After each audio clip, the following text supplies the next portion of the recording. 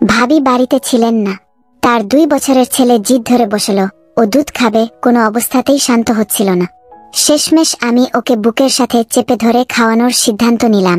এমন সময় দাদা ঘরে ঢুকলেন। আমার গায়ে কোনো চাদর ছিল না।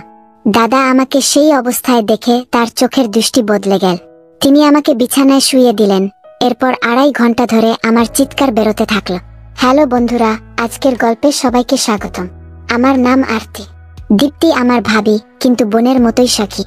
দাদা ভাবি শহরে থাকেন, আমি গ্রামে বাবা মায়ের সাথে। ভাবি আমাকে তার ছেলের জন্মদিনে 3 দিন আগে ডাকলেন। তাদের বিয়ের 5 বছর পূর্তি আর ছেলের প্রথম জন্মদিন উপলক্ষে জাঁকজমক করে পার্টির আয়োজন ছিল। জন্মদিনের দিন সাজগোজ শেষে ভাবির বাড়ি পৌঁছাতেই দাদা আমাকে জড়িয়ে ধরলেন। ভাবির খোঁজ নিতে তিনি বললেন, রোহন কান্নাকাটি করছে বলে দীপ্তি তাকে দুধ খাওয়াতে ভেতরে গেছেন। পার্টি শুরু হতে তখন 1 ঘন্টা বাকি। বহুদিন পর দাদাকে দেখে ভালোই লাগছিল।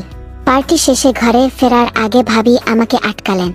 বললেন, সকালে মেহমানরা চলে গেলেই আমরা দুজনে বেড়াতে যাব। একঘেয়ে জীবন থেকে মুক্তি পেতে আমি থাকার সিদ্ধান্ত নিলাম। পরদিন সত্যিই মেহমানরা চলে গেল। ভাবির সাথে আড্ডা, হাসি খুশি সময় কাটল। আমার জন্য আলাদা ঘরের ব্যবস্থা করা হলো। 3 দিন কেটে গেছে এভাবে। এদিকে রোহন ভাবিকে অস্থির করে রেখেছে। দাদা ভাবির নিজেদের জন্য সময়ই মিলছিল না। আমি পরামর্শ দিলাম, রোহন তো 2 বছরের হয়েছে, মায়ের প্রতি এতটা নির্ভরশীল ন। একদিন আমার কাছে রেখে আপনারা বেরিয়ে আসুন। প্রথমে আপত্তি করলেও শেষমেশ আমার হাতে সন্তান সঁপে দিলেন তারা। সেদিন রোহনকে নিয়ে রান্নাবান্না, খেলাধুলা সবই করলাম। সন্ধ্যা 9টায় ভাবি ফিরে অবাক। রোহন এত শান্ত হয়ে আমার সাথে খেলছে। রাতে শোবার সময় রোহন জিদ ধরল, আমাকেই পাশে শুতে হবে। ভাবি আমার ঘরে গেলেন, আমি ভাবির বিছানায় শুলাম। হঠাৎ রাত 1টায় ঘুমের ঘোরে টের পেলাম কেউ আমার গায়ে হাত বুলাচ্ছে। ভাবলাম রোহনই হবে, কিন্তু স্পর্শটা যেন উকি দিয়ে দেখি দাদা। তিনি তড়িঘড়ি ক্ষমা চেয়ে চলে গেলেন। পরের রাতেও একই ঘটনা। এবার তার হাত আমার সংবেদনশীল স্থানে। ভয়ে কাঁপতে কাঁপতে লাফিয়ে উঠলাম। ভাবি গভীর ঘুমে কিছু টের পেলেন না। দাদা পিছু নিলেন, আমি জড়সড়। তিনি বললেন, আরতি, অন্ধকারে দীপ্তি ভেবে ভুল করেছি।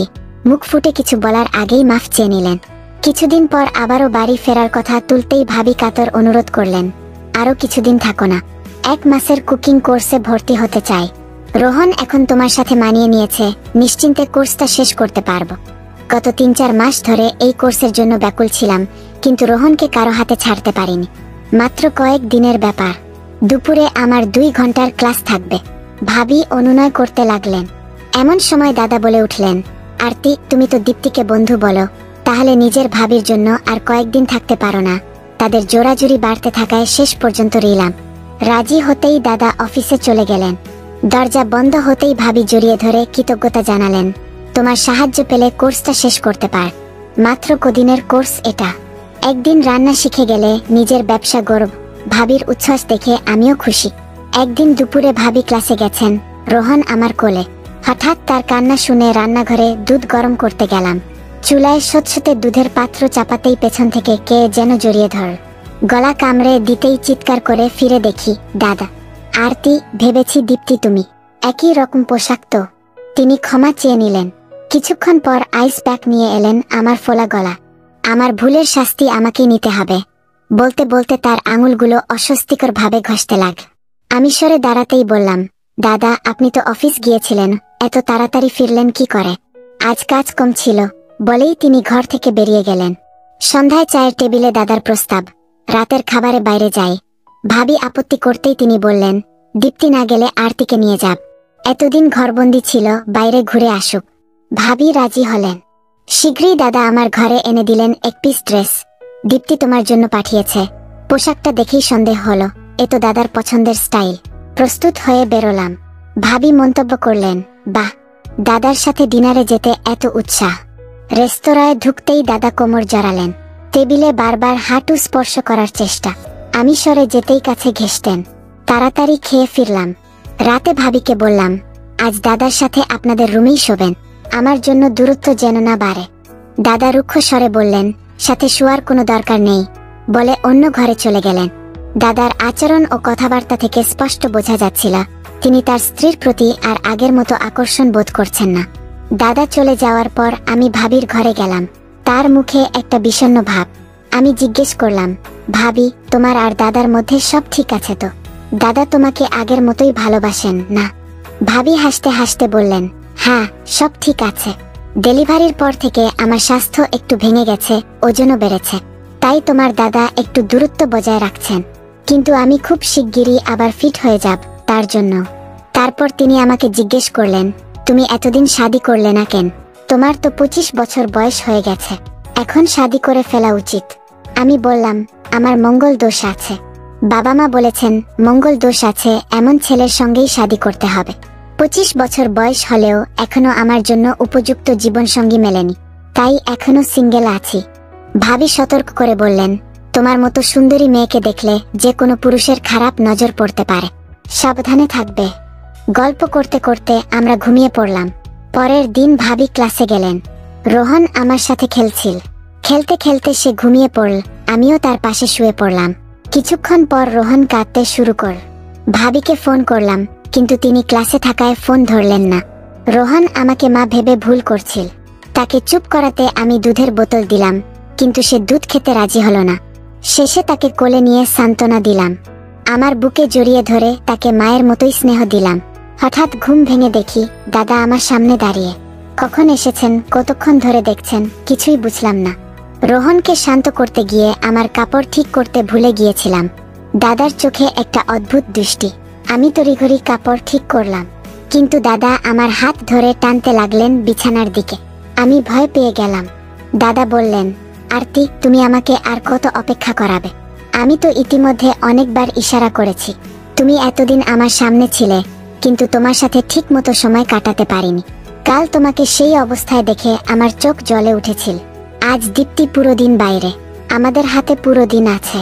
আমি দাদার কথা মেনে নিলাম, কিন্তু একটা প্রশ্ন করলাম, আপনি তো শাদী করেছেন, এভাবে আমার কাছে এলে ভাবির সাথে আপনার সম্পর্ক নষ্ট হবে না?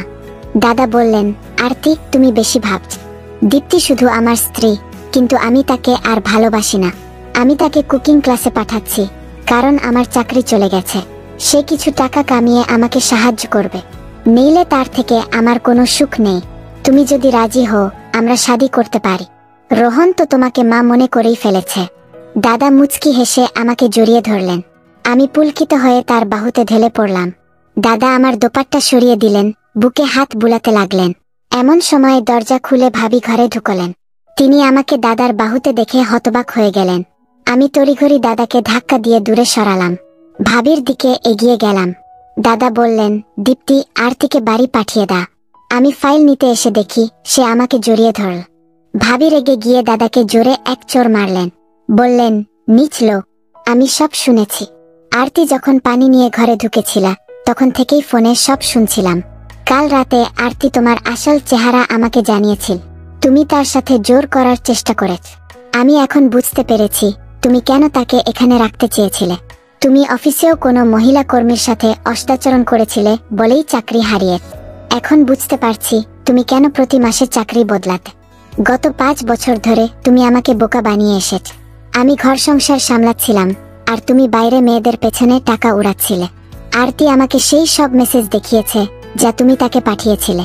আমি ভাবির সামনে দাদার আসল চেহারা তুলে ধরতে চেয়েছিলাম, এবং এখন তার সম্পূর্ণ প্রকাশ পেয়েছে। দাদা আমাকে বারবার খারাপ সম্পর্কে জড়ানোর চেষ্টা করেছিলেন, কিন্তু আমি ভাবিকে ঝুঁকিতে ফেলতে পারিনি। গত কয়েকদিন ধরে ভাবির মনে আমার ও দাদার প্রতি সন্দেহ জেগেছিল, তাই তিনি আমাকে খোঁচা দিচ্ছিলেন। শেষ পর্যন্ত গত রাতে আমি তাকে সব সত্যি বলে দিয়েছি, কিভাবে তার স্বামী আমার পেছনে লেগেছিল। এরপর ভাবি তার স্বামী থেকে আলাদা হয়ে যাওয়ার সিদ্ধান্ত নিলেন।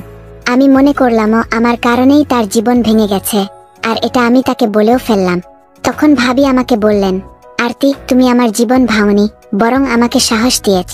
আজ তুমি না থাকলে আমি কখনোই আমার স্বামীর আসল চেহারা জানতে পারতাম না। আমি তো তার জন্য সব করছিলাম, আর তিনি বাইরে মেয়েদের পেছনে ঘুরে বেড়াচ্ছিলেন। তিনি কখনোই তার স্ত্রীর দিকে ঠিক মতো তাকাননি, আর না আমার পরিশ্রমের মূল্য দিয়েছেন। আরতি, তুমি সময়মতো আমার চোখ খুলে দিয়েছ। তোমার কারণেই আমি আমার রান্নার স্বপ্ন পূরণ করতে পার। এখন আমি খুব শিগগিরই আমার ছোট্ট ব্যবসা শুরু করতে যাচ্ছি। আমি নিজের পায়ে দাঁড়িয়ে আমার বাচ্চার দেখভাল করব। আমার জীবনে হুমকি দেওয়া মানুষের কোনো দরকার নেই। ভাবি আমাকে ধন্যবাদ জানালেন এবং বললেন, নকল সম্পর্ক থেকে বেরিয়ে আসতে তুমি আমাকে অনেক সাহায্য করেছ। এখন ভাবি শুধু একজন মা, আর নানা রকমের কেক বানিয়ে এবং অর্ডার নিয়ে ভালো টাকা কামাচ্ছেন। তিনি নিজের এবং তার ছেলের ভালোভাবে দেখভাল করছেন। ভাবি আজ একজন স্বাধীন নারী হিসেবে বেঁচে আছেন। তো বন্ধুরা, যদি ভিডিওটি ভালো লেগে থাকে তাহলে চ্যানেলটি সাবস্ক্রাইব করতে ভুলো না। ধন্যবাদ।